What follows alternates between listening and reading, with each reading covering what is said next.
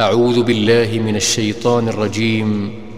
بسم الله الرحمن الرحيم. وقالوا اتخذ الرحمن ولدا لقد جئتم شيئا إدا تكاد السماوات يتفطرن منه وتنشق الأرض وتخر الجبال هدا أن دعوا للرحمن ولدا وما ينبغي للرحمن أن يتخذ ولدا إن كل من في السماوات والأرض إلا آتي الرحمن عبدا لقد أحصاهم وعدهم عدا وكلهم آتيه يوم القيامة فردا إن الذين آمنوا وعملوا الصالحات سيجعل لهم الرحمن ودا فإنما يسرناه بلسانك لتبشر به المتقين وتنذر به قوما لدا وكم أهلكنا قبلهم